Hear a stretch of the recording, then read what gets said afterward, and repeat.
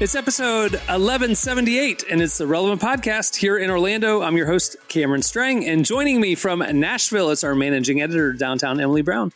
Hey, y'all. And from LA, from Social Club Misfits, it's Marty. Howdy. Let's see. Jesse had an urgent client situation happen at the last minute, so he can't join us. And Derek, all week, he's been out of touch. He's not even been participating in the group chat. Yeah, he kind of has. Normally he tells me where he's going. This one he didn't. He's been vague, and he's not telling us hey, I'm at the beach in the group chat. The group chat, he keeps saying he needs money and stuff. It's really odd. He almost got kidnapped. Is that? I don't know what happened, Derek. Please blink if you're okay. Prayers up for Derek Minor. Hopefully, by the time this comes out, everything's okay. We'll have answers. Yeah, the bail is paid. Crazy though. We all are traveling because we were talking. I know Cam, you're going somewhere next week. Marty, you're going to Vegas in 2 hours. Right after this episode. Yeah, right after this episode, I'm going to Vegas. What are you doing in Vegas? I have a show up to MGM Grand, which I'm really excited about. What are you doing in Vegas? Solo show. I'm serious. I got a show. It's a solo show. It's a conference for LV Church, Benny Perez's church. Yeah. And so I'm really excited to go. It was a last minute situation, but I love Michael and the team that they have there. And so anytime I've ever been in Vegas, it's always been for Rabbi Zacharias' ministry, which was out of Vegas, I guess. But so we did a bunch of those. Oh, it makes sense that it was in Sin City. You know what I'm saying? well, you know what? They his son would always book us, and he was he was really, really cool. And so this time it's LV Church and conference, and I'm excited about it. Ferns did his solo show in Denver. I'm doing a solo show in Vegas. It's gonna be exciting. Today on the podcast, Marty, every music break, all three of the breaks are songs from Flop Era Volume 1. Yeah. Because I am obsessed with your new album, dude. It is so good. It is so good. You know what? It's odd. It's funny because it's odd that this is where internally what artists are dealing with. Christian Apple, they like the music, but really mainstream is supporting me more than anything, which I've never received before, where I'm getting love from Apple mainstream, Amazon mainstream, and a lot of them, even the Christian writers on Amazon, were listen, we love the point of view that you have. It's different. And we like that. So, shout out to all the artists that are coming, bringing different point of view. It's, and just even sonically, you figured out your own lane as far as in this space, because and even in the album, the front half and the back half have two different vibes. Front half is heavy hitters, it's energy music. And the back half is 90s hip hop. No, it's lighter shade of brown. It's it's chill. It's I keep finding myself, although I love Nope and I love Christian rapper and stuff like that, I keep finding myself listening to the back half, when I'm driving. Yeah. Because it's good I feel driving the same. music. Those I feel I feel like growing up too, our albums would always have different ups and downs, right? You'd have your sad songs, I always knew that from the 90s. And I feel now you don't really get that. You really just get you get the brand, but I love sad music. I love happy. You need the balance, but those B-sides, they kind of stick with you a little longer. And actually I was on a deep dive last week trying to find what are my favorite sad songs from my favorite artists. And there's a couple I have where even Post Malone did a couple on his first album where I'm they're really depressing, but I just love those B-sides that maybe people just skip over because they're not hits, Yeah. I love depressing songs. It's actually kind of alarming because every year, the Spotify top songs, whatever, it is always very, and I'll post it and my friends will literally message me and be like, you good? Do you need to talk? It's all you two. And for some literally, reason, okay, I probably should admit this publicly. I think it was 2 years ago. The number one song was a Phoebe Bridgers song named Funeral. Oof. Which is probably one of her more depressing songs. And I literally had people messaging me what's going on, Emily? Do you need to talk? And I was no, I love a good sad song. I love to cry in the dark. It's just the thing. My top song last year was "Kissed by a Rose" by Seal. Dude, believe it or not, true story. I'm sure your top 10 is as weird as my kids, because at the end of the year, I'll just put on random old school stuff or whatever. And he's like, oh, this is my number three most listened to song last year. And it's like Earth, Wind and Fire, Neil Diamond, like Gap Band, like random stuff. I'm like, he is an old man trapped in a teenager's life. I love that. Yeah, literally. I'm like asking about Neil Diamond or whatever. And I was like, how deep do you know Neil Diamond? Like, we're going to go into the catalog. And like, literally, I was pulling out some stuff. I wasn't doing like Sweet Caroline and stuff like that. I'm in the catalog. Yeah. And he's like, he pulled up his Apple remix or whatever it was list. And it was like this deep catalog Neil Diamond song was his number 8 song most listened to last year. Amazing. I'm like, I am impressed. Wow. Like, dude, like. You taught him well. Yeah. That's what it is. Yeah, anyway. All right, well, we have a great show in store for you. Coming up, we talked to Tara Leigh Cobble. You know her. She's an author. She's one of the biggest podcasters in the faith space. She does the Bible recap. It's always like literally number 2 on the Apple podcast charts every year, all year. A lot of people doing her Bible studies with her. She has a new book out last week that we talked to her about. So that's coming up later. At the end of the show, a week or 2 ago, I had Jesse and Derek on, and we did some table topics. Now I got Emily and Marty on. We're doing some table topics. That's what we're doing today. The real today. wise champs over here. Yeah, we're going to have to edit a lot of the things I say. Let's a lot of bleeps. Yeah. It's all about what's your favorite, most depressing song. It's stuff like that. You know, so. I love it. Oh, good. We're ready then. Yeah, we're ready. All right, but stay tuned. Up next, it's Slices. I don't understand what you're saying when you yell at me. My bad, my bad, my bad. Yeah, holding back laughs when you really mad, going off. I know it's really bad, but I don't understand what you're saying when you yell at me. My bad, my bad, my bad. Yeah, yeah. You're listening to Marty and Spencer Kane. The song is Yell at Me. This is easily my favorite song on Flop Air Volume 1. Really? It is so funny to me. The entire song is about that you pushed your wife's buttons. She yells at you and you're saying, I'm sorry, I don't hear what you're saying when you yell at me. And that you're trying not to laugh at her when she gets really, really mad. That cracks me up so much, dude. Yeah, it was originally called Beige Flag, but that's when Beige Flag was like trending. And I was like, I don't think people are going to get it because it's like a moment in history. I should have dropped it. Yeah. How does your wife feel about that song? She loves it. No, like, so the idea, so really how the song started was one day we were like pissed off at each other. We're upset. And in the middle of it, she like made a joke, like a really funny joke. And I was like, and it was almost like woke us up out of this like angry spell. And we were like, this is stupid. Like, what are we talking about here? And she's like, I don't know. She's like, I'm just hungry. And I'm like, let's go eat. And so that kind of song came like in the middle of like laughing of the middle of a fight, like a serious fight. And she made some joke about like my face or something like that. And it was a whole thing.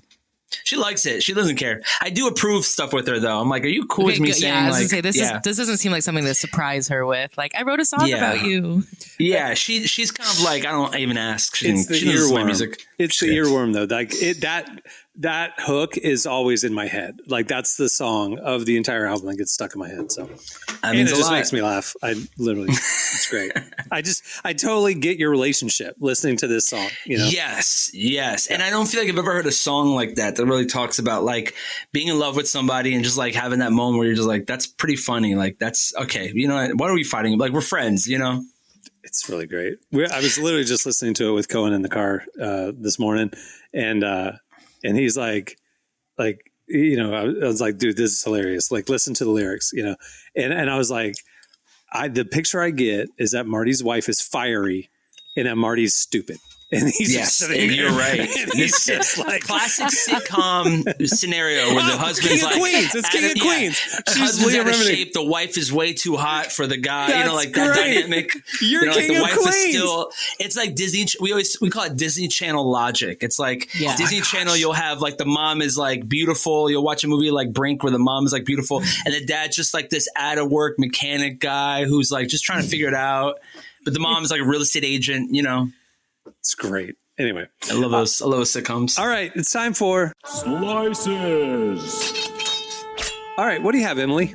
Okay, so something you guys may not know about me is that I kind of love a good scam story. It's probably one of my worst qualities of mine, but like, wait, do you like laughing at the victim? Do you like what's your appeal here? It's just so like. This is like going to make me sound like a terrible person. It just is so interesting the scams people fall for because I'm like, how did you guys fall for that? Like, I want, like, I do have some empathy there, but most of it is just like, guys, come on. You kind of deserve that. Yeah. Like the money with the car pulled up, she handed him cash. Like that is just what were you thinking? Yeah. Let's like, and you're the lady who figures this out, you know? Yeah. Exactly. It's like, where was common sense in this story? Not here. Got it. Anyways, all that to say, I've been having a great week because there's been an incredible new scam that I get to tell you all about.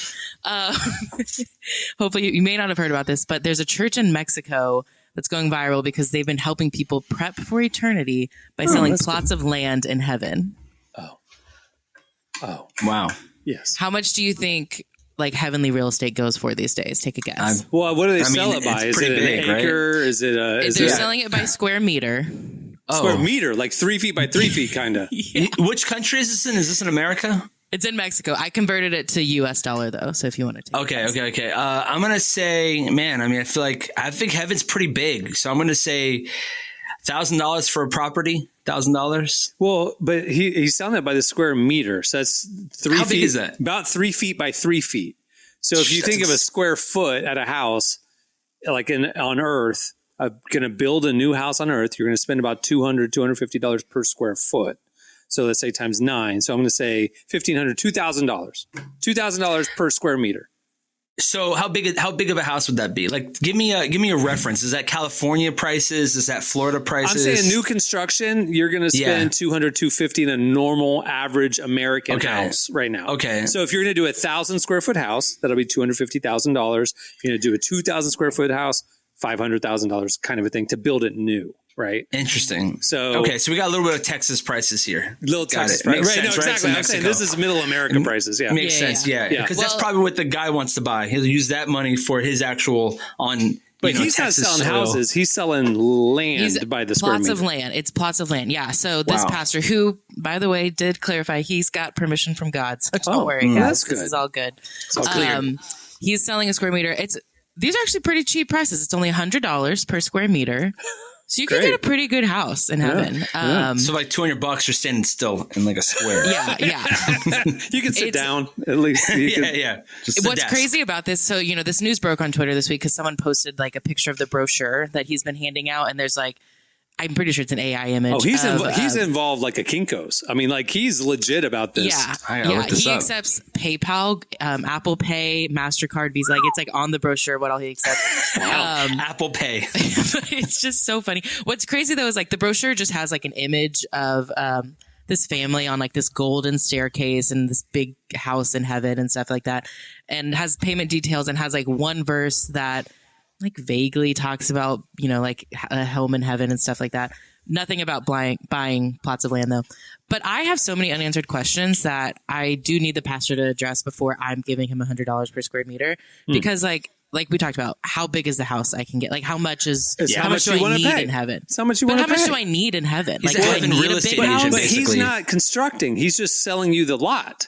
So okay, so that's my also like. Do I have to also buy like construction? Like who am I paying for construction? No, think about it. Is he getting commission on it? Listen, all these contractors, Christian contractors who died, they're already up there waiting for work. You just need to buy the lot. So brick by brick. So he's gonna get you saved, so you get admission, and then he's gonna sell you land up in heaven, and then once you're up there, you can wheel and deal with the guys who kind of work with the designers. Yeah. But see, then like, do I get to pick where the plot of land is? Do I get to pick my neighbors? Like, there's a lot of unanswered questions here that if I'm going to really believe in this scam, which I never will, because it's, heaven's quite famously free. That's like literally the gospel.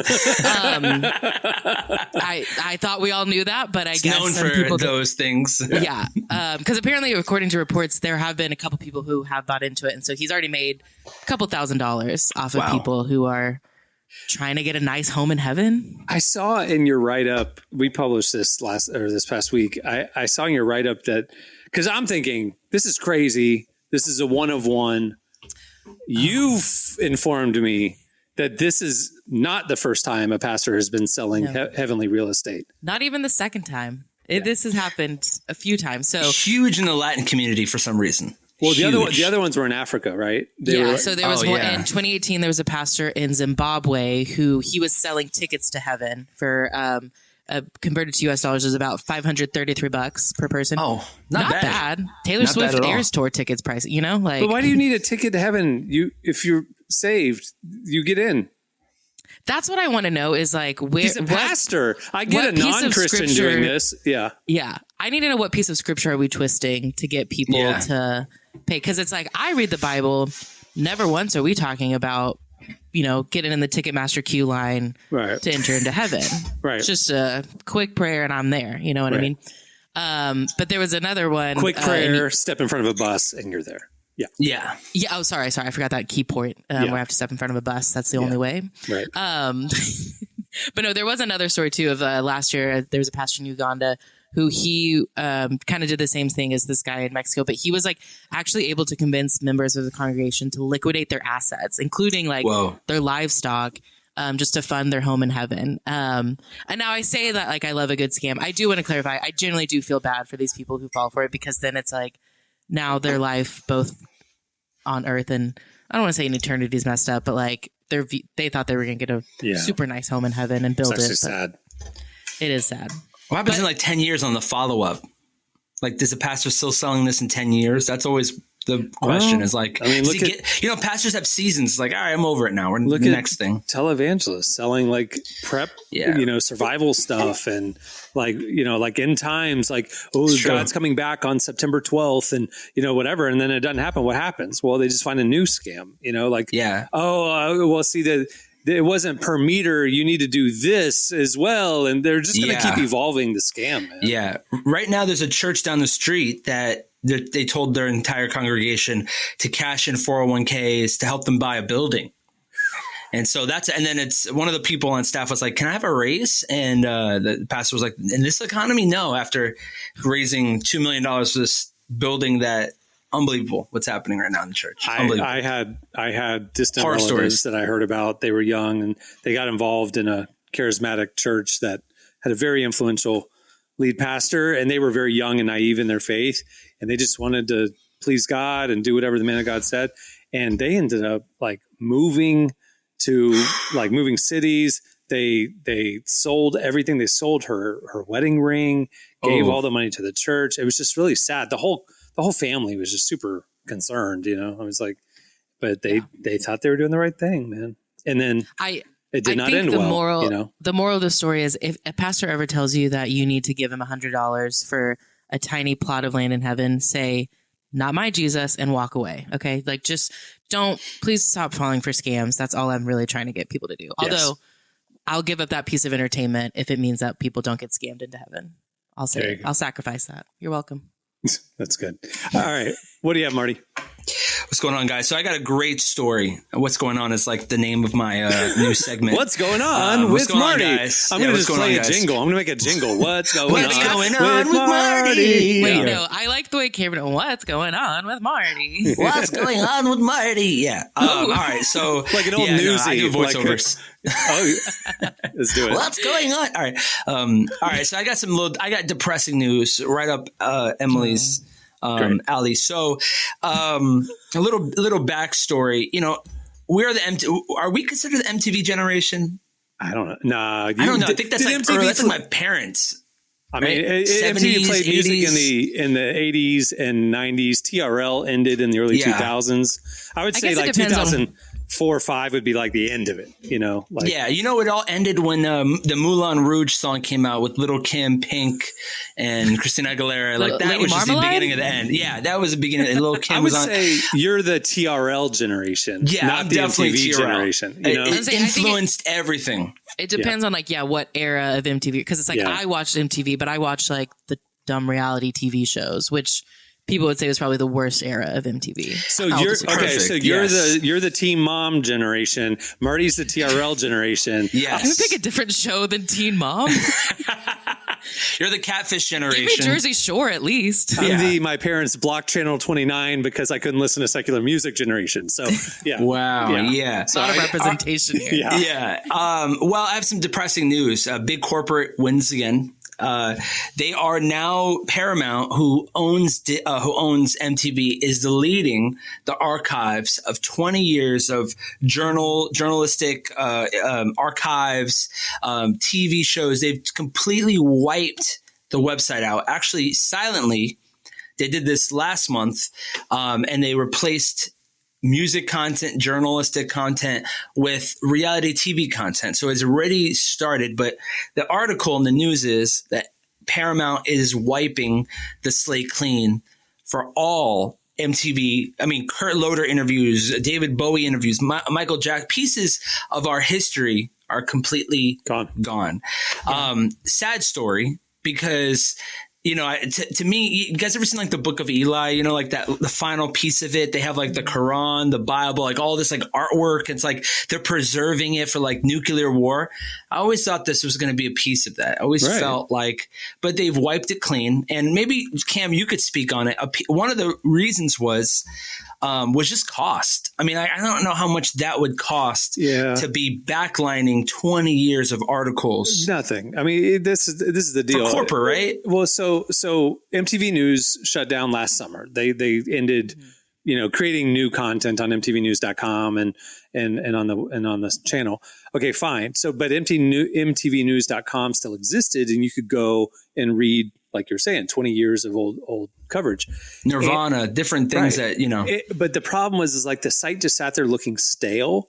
And I think somebody in the brand thought, this just looks bad for the brand that we haven't updated the site in a year. We should just take it offline and push people to the current content. I don't think they anticipated people being upset about it the way they are. Who went and was like, watching old Kurt Loder interviews with Kurt Cobain? Nobody, but the idea that we can't is making people mad. I think they just got caught making a decision that they didn't really think through, honestly, because the idea of leaving 20 years of web articles online is, I mean, you're going to pay a few $100 for web hosting a month. If you're not updating it, it has no cost.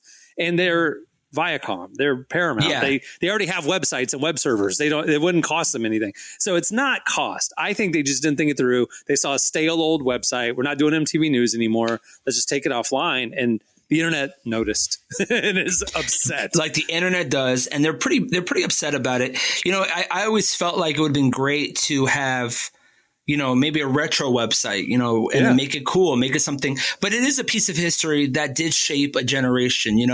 Most of the bands that we like today are from the TRL branch off. I was watching an interview yesterday with Tito, this boxer Tito, and anyway, he was talking about his 5 favorite bands, and I'm like, you are the most MTV generation. He's like, my 5 favorite bands is Korn, Limp Bizkit, is like Eminem, Dr. Dre, and Snoop Dogg. I'm like, all 5 of the biggest 2000. MTV, frozen time in 2000. Frozen time, yeah.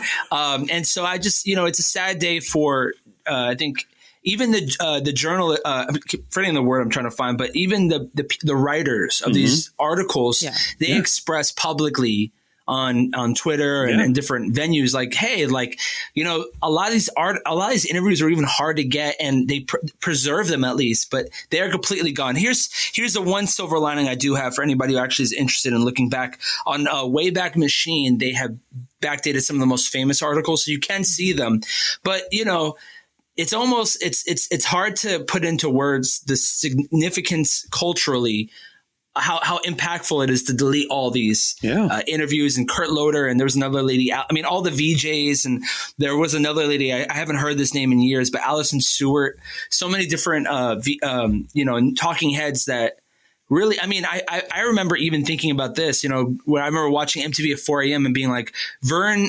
Remember little mini me guy, Vern Troyer, right? I was like, when he died, I remember watching that on like 4 a.m. on MTV News and just crying. And I had to be like 14. I was like, oh man, like Vern Troyer died. Like I felt sad that he died in Vegas with a bunch of women and cocaine around. But that's neither here or there. He was probably at a Ravi Zacharias conference. Okay, all right. At first I was the person that got edited, and now it seems like Cameron.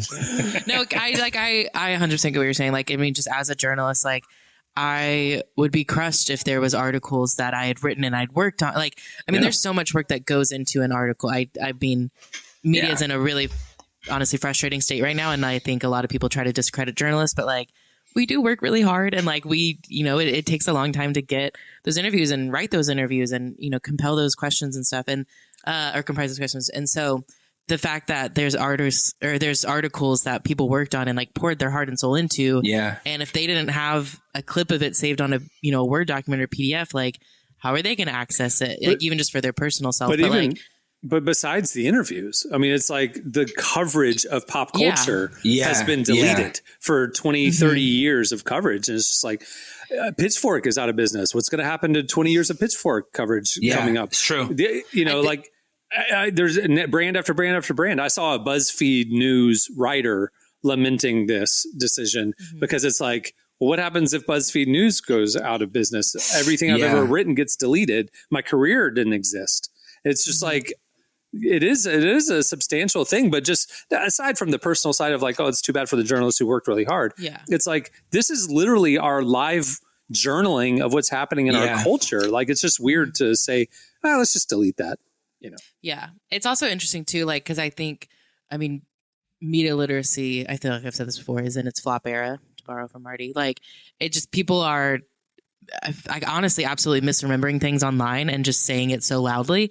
Cause like I see it a lot on Twitter where people, you know, will say things like, oh, like this is crazy. Like, you know, this artist is doing this and that's never happened before. And it's like, no, actually, like this happened to Michael Jackson or this happened to this artist, you know, like there is like this music history, and like that's like places like MTV News are a place for people to go and see, like, how did the music industry get here? How did the TV industry get here? Like these things don't just happen in a bubble. Like they've progressed. And so, I don't think we're going to be better off as a society that we don't have 20 years worth of cultural history now missing. I wonder if those writers could, you know, get some of the articles and make a book out of it. Here's the only reason why I say that is because Viacom Paramount owns the copyright to the stuff that they paid for. So if you're on staff, the company owns the copyright. If you're independent, you could negotiate to own your own copyright. So I know the New York Times has whatever year you're born in, they can give you a book with your name on it, and it has every article for that year, like the biggest articles and, you know, pop culture to everything. You could buy that. So like I'm born in 1987, everything from that I can get. Right. And so I think that's cool. I think the MTV should offer something like that, just because it's a good book. It's a good pop culture. It's a piece of our history, and deleting it is just crazy to me. You're deleting the Mona Lisa of significance in our lives. You know, it's just the difference between written/print media feeling substantial, lasting, more credible, and digital media and visual media like television feeling disposable, fleeting, unimportant. And it's like, but we're in a digital society. So from now moving forward, our cultural record and news record is digital. So it's like, if we just start deleting decades at a time, what's the future going to look like? There's going to be no record of this period of history if we're only relying on what was printed. You know what I mean? It's just weird. Anyway. And kids, all the kids know about MTV is that it has ridiculousness. That's all it has. That and Jersey Shore. Replaced for ridiculousness. And Emily's favorite show, Teen Mom. Teen Mom. So, I did Teen like Teen Mom. Sorry. I liked it. It was interesting.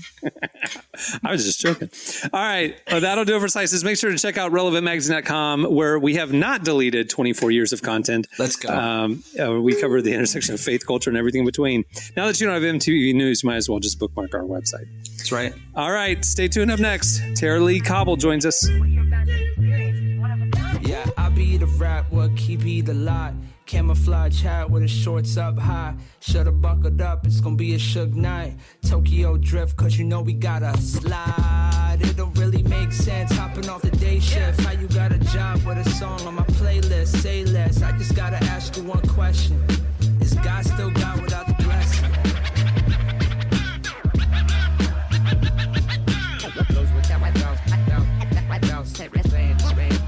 You're listening to Marty. The song is Questions. I like that one. Well, today's show is brought to you in part by the new book, God, the Science, the Evidence. We talk a lot about faith, but how often do we talk about science in the same breath? You might be surprised to discover just how deeply the two actually agree. For centuries, science has been used to dismiss the idea of God, But today, an intellectual revolution is underway. Modern discoveries in physics, cosmology, and biology are consistently revealing the same truth: creation isn't an accident. That profound reversal is what engineers Michel-Yves Bolloré and Olivier Bonassi investigate in their international bestseller, God, the Science, the Evidence.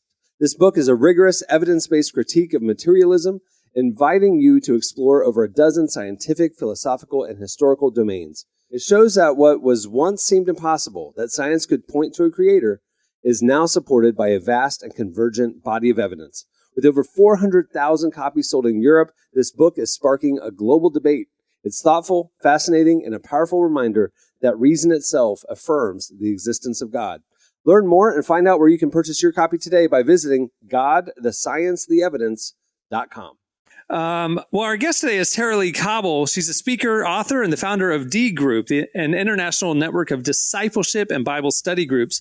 You also know her from the Bible Recap podcast, which literally is number 2 and has been for years and years and years, where she guides listeners through a chronological reading of the scriptures each year.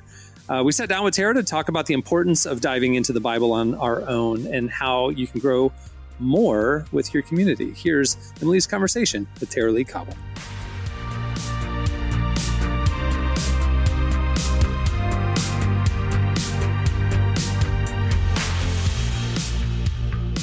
Well, you are the host of the Bible Recap, which is one of the biggest podcasts out there right now, especially in the Christian space. But I don't know if a lot of people know sort of why you got started or how you got started. So can you tell just the origin story of the Bible Recap? The Bible Recap launched January 1st, 2019, and that was when the podcast debuted. Like, since then, the book has come out, the YouTube, but the podcast audio was the origin story of the Bible Recap. And I basically built it for 10 years prior to that. I'd been leading this Bible study. It started with me and 9 college girls in a living room, and it just kept growing and growing and growing. And there were, I think, maybe 200 D groups at that point. We call them D group, discipleship group. And every year I would read through the Bible, and every year I would encourage people to read it with me. And they would start off strong in Genesis and then, taper off somewhere around Exodus, Leviticus, first half of Numbers.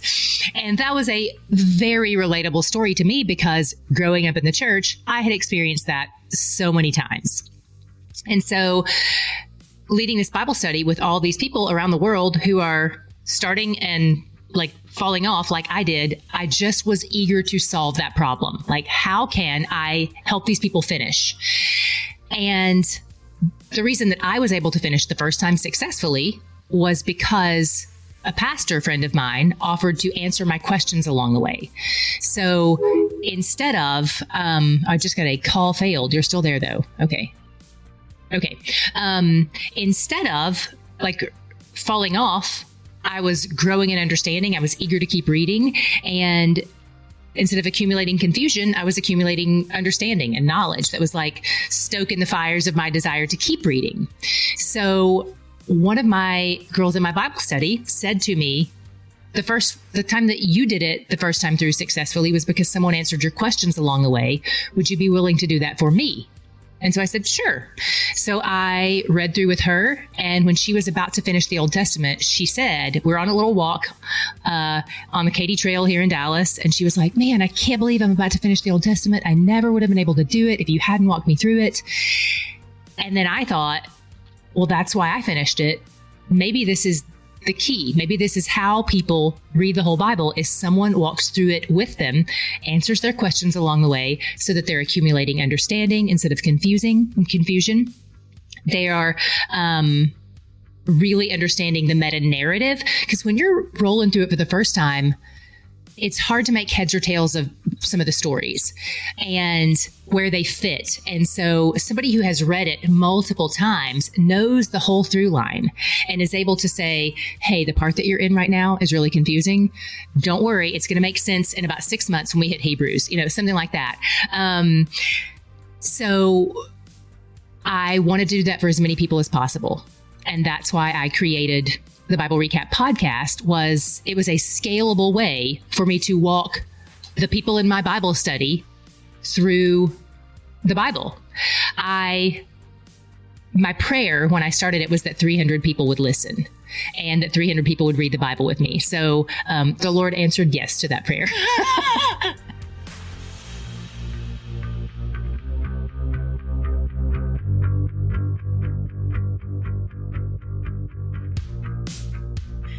So for you, what's your favorite part about doing the Bible recap? You know, one of the things that was a big shift for me, when I was reading through the Bible the first time, was I grew up in church, and I grew up in a space where, and I think this is human nature, we're reading the Bible to find our application point. What is my takeaway? What's my to-do list? How can I be a good Christian? How can I make God happy? Maybe so that God will give me what I want. You know, like I viewed it as very transactional. And my pastor who walked me through the Bible the first time, there was a subtle shift. It seems very subtle, but the effect cannot be overstated. He told me to stop looking for myself when I read the Bible and to start looking for God. And so that was really hard for me. I was really used to looking for tell me the things I'm supposed to obey, the list I'm supposed to check, things off of to make God happy. And instead to go to scripture to look for the character of God, what he loves, what he hates, what motivates him to do what he does. And so when we do the Bible recap and people start to see the person and the character of God and they fall in love with him, it transforms their relationship with God, just like it transformed mine. It takes me from transactional to relational, from this, it just adds in layers of intimacy that I never had before. And so we end every day of the Bible recap with what we call the God shot, our snapshot of God and his character. And it's always what we've discovered about who God is based on the reading that day. You don't leave the Bible recap going, okay, today's assignment is you need to be nice to your kids. Today's assignment is don't cut anybody off in traffic. That's not what you leave the Bible with. You leave the Bible with, look at how incredibly patient and loving God is towards sinners. He is so patient and kind to people, including me, sinners like me. And then you're buoyed by the character of God and you're sustained to go through your days pouring out what has been poured into you by God. And so I just love that the Bible recap is this daily place where we get to focus on who God is and watch our hearts be transformed as a byproduct.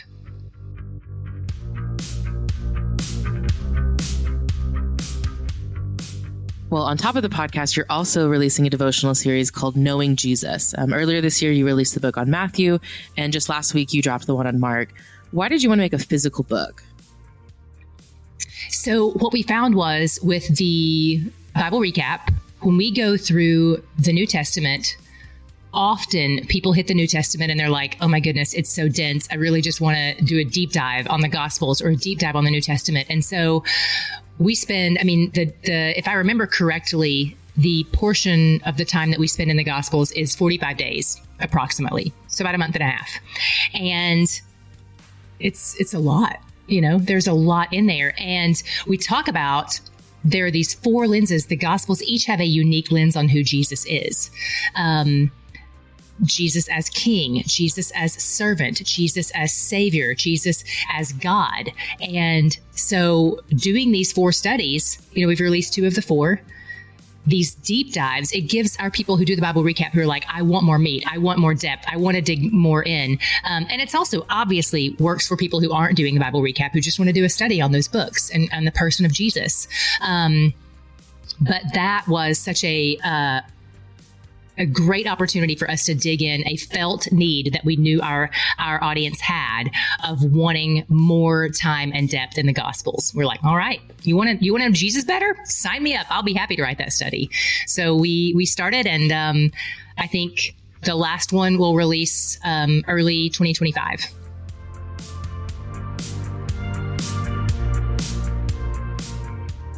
You also started an organization called D Group International. What is the mission or driving purpose of D Group International? Everything we do is intended to help people read, understand, and love God's word. I don't just want them to read it. I don't just want them to read it and understand it. I want them to read it and understand it and love it. And so D Group is a space where we get to do that alongside other real human beings, where we develop accountability, where we develop community, where we develop spiritual disciplines. So it's not just reading the Bible. It is confession of sin, scripture memory, serving together. And I mean, we have online D groups that still somehow manage to do a service project, even though some of them are in 4 or 5 different countries, and they're meeting online together every week to discuss this study. And they somehow find a way to do a service project together. And so it's just this incredible opportunity to build rich community while studying the Word together. We believe community happens best as a byproduct of being on mission together, not when community is the goal itself. And so when we're on mission to know and love God, we're building rich community with people that are very unlike us sometimes, people that we maybe never would have chosen to be in our inner circle, but we're building richer relationships with them than with somebody who maybe fits our exact demographic. And it's really beautiful.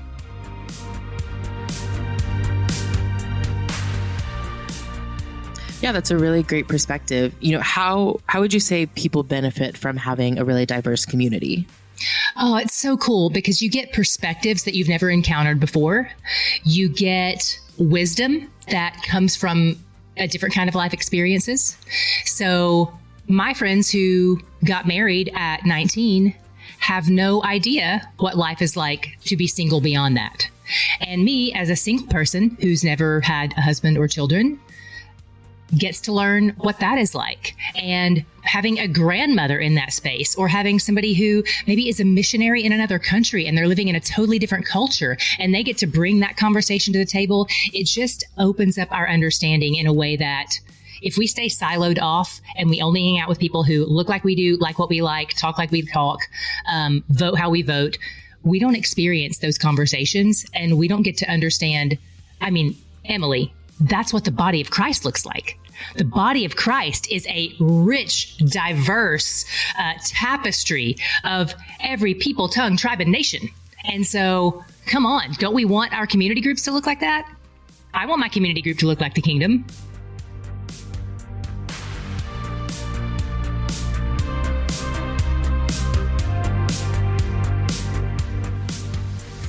That was Tara Leigh Cobble. Make sure to check out her new study on Mark. It's called Knowing Jesus as King. It's out now. All right, stay tuned. Up next, it's Table Topics. It don't matter what I look like. I don't need no Sunday choir. I'ma worship God like I'm in my room. Nobody watching, it's just me and you. Yeah, come on. I can sing it loud as I want, turn the music up in my room. You're listening to Marty and McKenna Johns. The song is In My Room. Well, today's podcast is brought to you in part by the new book, Confessions of a Christian Alcoholic. Author Jonathan Seidel knows firsthand how even believers can get stuck in shame and destructive habits, especially when it comes to one of society's biggest obsessions, alcohol. In Confessions of a Christian Alcoholic, he details his spiral into disordered drinking and shares the 4-step process he eventually used to break free. There's hope for alcoholics who become Christians and for Christians who become alcoholics. Find Confessions of a Christian Alcoholic wherever books are sold. What if you could change a child's life with just $10? Right now, thousands of vulnerable children in East Africa are suffering from jiggers. It's a painful, preventable parasite that burrows into their feet. Soul Hope is the only organization treating it through foot washing, medical care, and durable closed-toed shoes that protect kids long after treatment. $10 may not seem like much in today's world, but when we come together, those small gifts add up to big change. Join the 10 for 10 campaign. $10 protects 10 small toes. Visit soulhope.org/10 to give now. One small gift makes a big difference. Again, that's Soulhope, SOLE, hope.org/TEN. Marty, when you do a collab with someone, I'm always so curious about this. Do you reach out to them? Do they reach out to you? How does that work? I do have people reach out to me and ask, hey, if you have an album, I would love to be on it. I have some people try to time their release with another release. And so we've had that in the past, usually never accept those ever. For this song, actually my buddy John Words Played, who's makes music with Andy. He was like, it would sound really good to be a girl. Call in him the John song. Wordsplay? Like that's his first and last name. His name. I had to give the whole. His artist name is Wordsplayed, but his name is John. So, Magic Bird from Magic Bird fame. But anyway, he suggested it. Yeah, he suggested it and was like, it would be really cool to have a female singer. One of the things that I feel like in Christian music is like there's no young female singers, right? It's like you're Lauren Daigle and then like Riley Clemens. I would say Riley is like it. Though, like there's even breaking out Riley, because Riley is the same management team I have. Even breaking her out was pulling teeth and just working it, But McKenna is a young up and coming singer, part of a group called The Young Escape. They're great, and so her brother's an incredible producer. Helped me produce half of the song. Asked her, it was simple. Yeah, simple. It one, two, seems three. like I don't listen to like K-Love type music. We don't really cover it, but it seems like in the Christian music CCM world. It's interesting you're saying that. I'm trying to think through like the female names I know. They're older, adult, and a lot of them can because they sing adult contemporary music. So a 23-year-old's not going to sing that style. And it seems like if you're female, passionate about God, cool, and can sing, you're going to like lead a worship team, like SEU worship as cool females or Elevation worship or whatever. But they're not like solo radio artists. That's interesting. Anna Golden is another one that comes to mind. Like we've had her on the podcast. Love Anna. I love it. She's actually a really, really cool person in like reality. Like she's one of the coolest people I've ever met. Like, she's like us. We're fitted perfectly. She actually invited me to her album release party because it was in Nashville. And it was super cool. She had a bunch of like. Did you get super drunk? No. She did have temporary tattoos though of like her own tattoos that you could put on. And I was like, that's actually really cool. That's pretty funny. Idea. Yeah. Believe it or not, it wasn't the first couple like female artists like Jackie Velasquez, right? Stacey Orico, like these young girls St. coming James, in. the elder statesman of freaking country. Yeah. They were all super young, and now we don't have any of that music anymore. Dude, I saw some Christian Retro IG account post the other day, a music video of Stacey Orico, and it was like, y'all don't know. She was our Christina Aguilera. She was our Michelle Branch, Christina Aguilera, all four of those artists in one. I'm sorry, but I watched the music video and I remember that era of Christian music. She couldn't sing, man. It was not a good look. It was just I remember they were trying to get anything to be on like TRL. They were trying so hard. It would always be like 4 a.m. in the morning. You'd see it and you're like, oh, that's Stacey Orico. What is she doing here? Singing in a high school. She was doing her best. That's what she was doing. But then they had JoJo. They have 14 different versions of that one artist. So it's hard to, Yeah. JoJo was only 12 years old when she first started. I want to read that book. I want to read her book. What are you talking about? Who's JoJo? I don't know who that is. It's just JoJo a little too late. I know JoJo Siwa. Is that who you're talking about? Absolutely not. This one, no. But JoJo was an original singer. Yeah, she's doing the thing with Mario Lopez. But JoJo was a singer who got signed and did really well. She was in a couple movies, did really well. But her label really manipulated her contract, manipulated her money. And so she actually wrote a book about it and about how fans still love her to this day. She's got a big cult following. And so her book is all about Obviously, the industry. I'm one of them. But my wife is one of them, believe it or not, really loves JoJo, loves JoJo. She's so great. But like that era of Christian music labels, I was, I covered the industry. Like I've been covering this stuff. Like before Relevant, I worked in Nashville working for some Christian music magazines. And it was notorious in that like 90s to 2000s era of Christian labels. They signed people to predatory contracts. Like I remember Jars of Clay, who was one of the biggest groups, got locked by Providence to like a 6-album deal.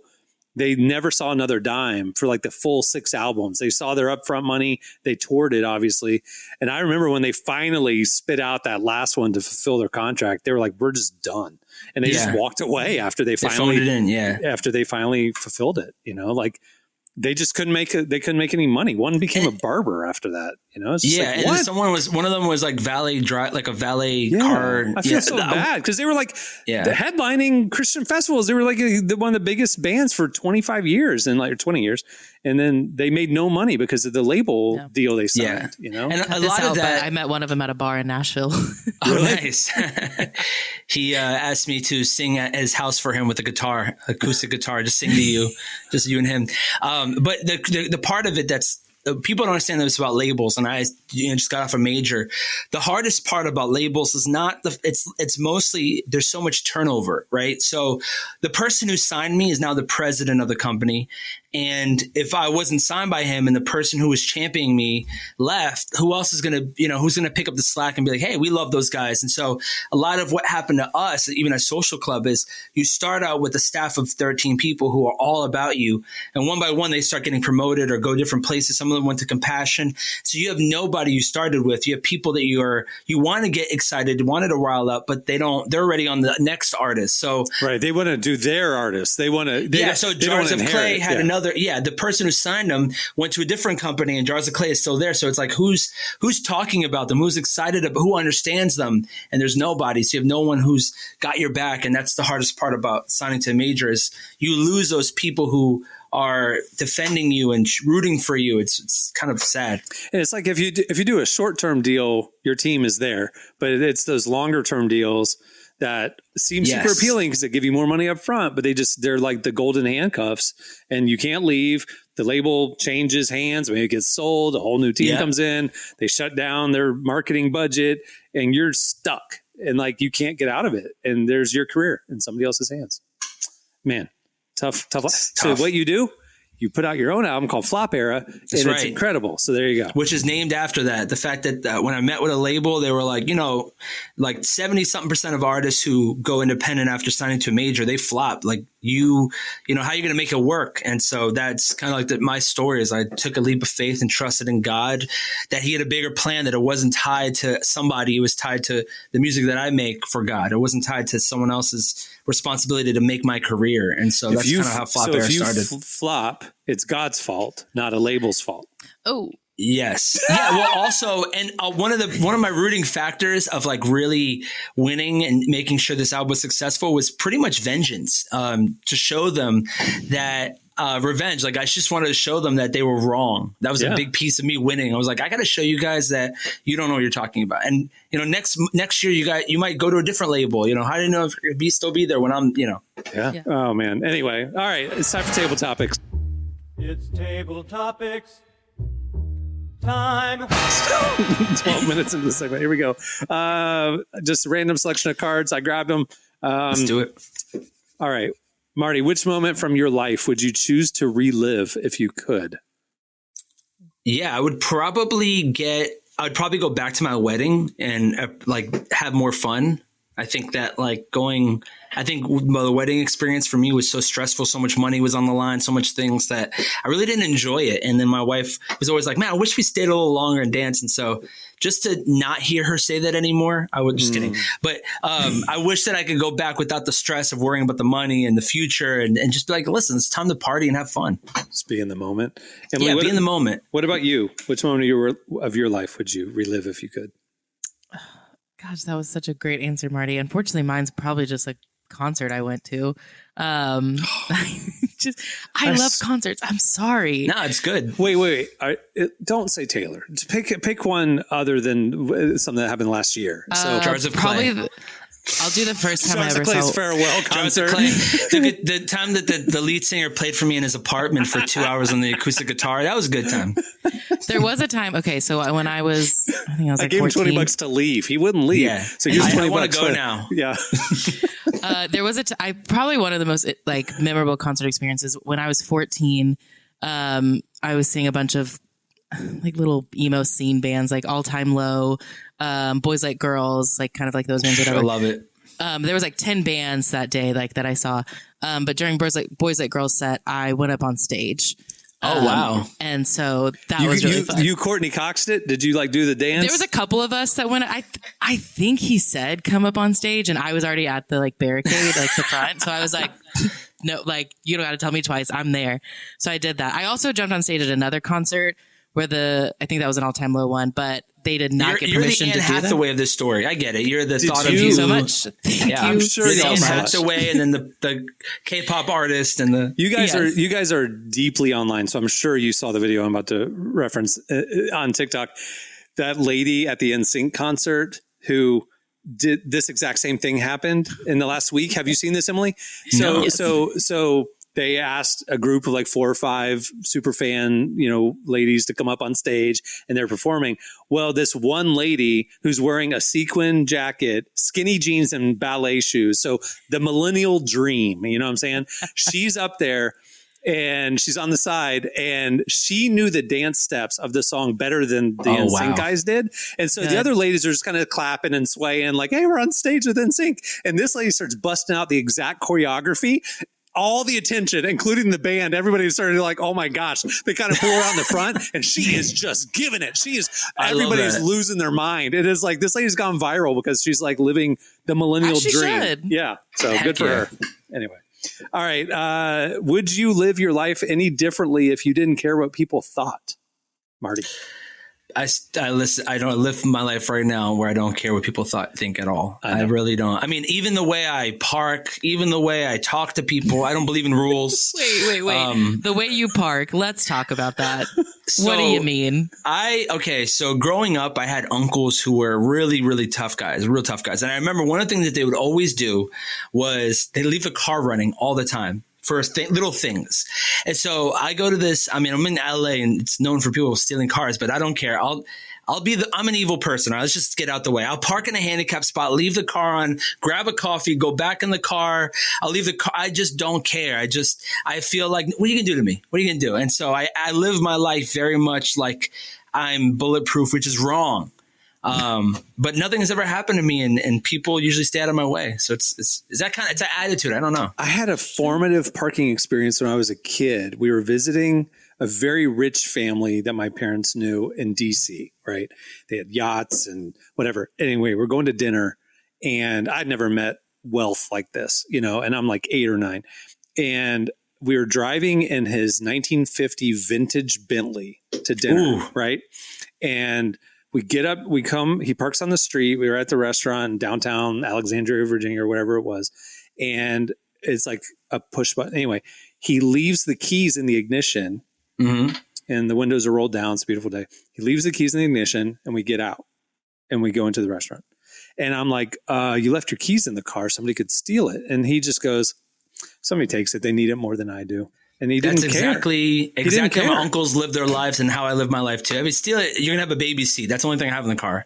I mean, I'm like, that blew my mind that you could have so much money that you don't care about that. Anyway, take your keys. I'm actually hung up on you saying the phrase formative parking experience, because I think he might be the first human to ever say that phrase. I mean, it shocked me. We parked the car and he left the keys in it. And his attitude was, it wasn't a mindless thing. He thought he chose to leave the keys, and he didn't care because if somebody took it, they need it more than he does. So anyway, all right. True gangster. Emily, and there's a veto on this. You cannot say Taylor Swift. There's the question. What's your favorite band? Oof. She's going to say one of these days we're going to dig. She's going to say One Direction. One of these days we're going to dig into the Taylor Swift hate. Taylor Swift and One Direction are vetoed. You can't say what Taylor Swift and One Direction. Oh man, I was going to say. Who's your favorite band? I that's such a difficult question. Genuinely, I'll just go with right now. Aside from Taylor Swift and One Direction, I've been listening to a lot of Chappell Roan these days. So makes sense. I'll pick her right now. Marty. Favorite band right now would probably be Neil Diamond. No, I'm just kidding. That's your son's. My favorite band right now would probably be, I mean, this is stupid, but I've been getting back into MXPX. You guys remember that band? Yeah, of course. Yeah. So I found one of their old albums in my room when I was cleaning out stuff. And it's a green album where he's skateboarding, the guy's skateboarding on top. And I was like, whoa, these songs transform me back as a teenager. And so I've kind of doing deep dives on MXPX. Anything that's on the Tony Hawk Pro Skater soundtrack, I've been kind of going through it. Love it. Nice. Love that era. Mine's The Far Side. Ooh, good one. Yep. The best. Right. Marty, how do you measure success? Success is if your kids want to hang out with you when you get old. That's what I've always heard from multi-billionaires. They always say that. That's really sweet. That's good. That's true. It's if people like you when they don't need to like you, it's a good thing. Emily, how do you measure success? Do you have enough money to buy whatever Taylor Swift concert you want? Ticket. That's not how I measure success. I will say that. I don't know. Yeah, I think just if I can look back on something and be proud of it. Like, I think it's, I don't really care what other people think. I really like, as long as I'm proud of it and I'm proud of my decisions and whatever I did to get there, then that feels successful. So fulfillment, like you just feel like you feel at peace with your decisions, your life, your whatever. That's success. There you go. All right. What's your favorite cartoon character, Marty? Bart Simpson. Really? Off the top, Bart Simpson shaped me as a kid, and that attitude of not giving a crap. Yeah, that's why. That's why I wasn't allowed to watch him, because of his attitude. His attitude, he's a smart aleck, and that attitude shaped me as a little kid. And I remember even like acting like him in school, you know, like kind of identify with the character and so much that you start to pretend you're him. Like I did that during The Office. You know, I was watching so much of it. I would look at random places and go, like I was Jim, but I'm not. So I don't know. Emily, favorite cartoon character? Okay. I'm not going to lie. The first thought I had was Lisa Simpson. Oh, that's funny. Wow, that's funny. So I want my brother and I to get Simpsons tattoos. Really? I have a couple friends who have Simpsons tattoos, believe it or not. There's one I saw, I think on TikTok or something. Is it going to be like Bart peeing on something? No, there's ones that I really want to get. It's so my brother would get Bart like choking Lisa, and then I would get Lisa choking Bart. Okay, that's actually pretty good. One of my buddies has Bart Simpson as MF Doom playing an NPC. Yeah, my boy Ray Rock, who's Andy Munoz EJ. Yeah, that's. I will say, okay, Lisa, I do think is my favorite. My second thought though was the entire cast of Rocket Power. I loved that show. Great, that was a great era. So I'll put them in there. Animaniacs, I enjoyed in the 90s, 2000s. All right, last one. Which of your mother's silly instructions do you still obey, Marty? All right, so you know when you're driving at night and you put the light on, the cops will stop you if that light's on. In the car, the back light in the car. I still think to this day, yeah, it's so stupid. Like cops will never. I actually asked the cop, I'm like, would you start? Like, why? That's like, aren't you looking like you're not trying to reach in the dark? But as a kid, I get, even as an adult, I'm kind of like, shut it off. And that piece of advice kind of stuck with me forever. Emily, I'm really trying to think. All my answers are like off the tip of my tongue. I'm like, oh, it's Bart Simpson, you know. For some reason, the one I'm thinking of is my mom just always told me, like, before you leave on a trip, clean your room, so that way when you get back, you have a good bed and all that kind of stuff. Yeah. Feel fresh. That feels kind of like she's giving me generally such good advice, and I don't know why I'm blanking on it, but I do still also follow the advice of I need to clean my apartment before I leave anywhere. So thanks, Mom. There you go. All right, that'll do it for Table Topics. Yeah, that's fun. I like doing those. These are great. All right, before we wrap up, I want to thank Tara Leigh Cobble for joining us today. Make sure to check out her new book on Mark, her new study on Mark. What's it called again, Emily? It's Knowing Jesus. Knowing Jesus. It came out last week. It's available everywhere. Also, if you like the show, but you don't like commercials, you can remove them by subscribing to Relevant Plus. Go over to relevantmagazine.com and check it out. You get this podcast ad-free. You get unlimited ad-free reading at the website and our beautifully designed digital issue, which is coming out next week. Go check it out. All the info is there. You click on the Relevant Plus tab. Plans start as low as $250 a month. We appreciate the support. It's the best way to experience our content. Okay, on that note, we'll wrap it. I'm Cameron Strang. I'm Emily Brown. I'm Marty. We will see you on Tuesday. Have a great week, everyone.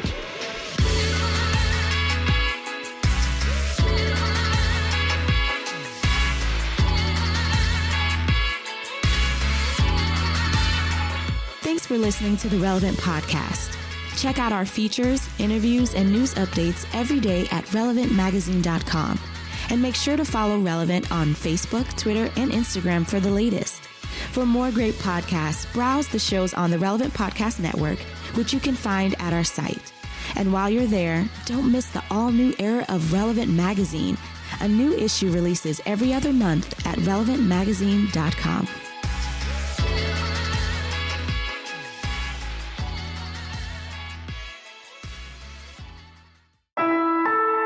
Relevant Podcast Network. Shopify is a global commerce platform that helps you sell at every stage of your business and sell more with less effort thanks to the Shopify Magic, your AI-powered all-star. Sign up for a $1 per month trial period at shopify.com/redcircle, all lowercase. Go to shopify.com/redcircle now to grow your business, no matter what stage you're in. Shopify.com/redcircle.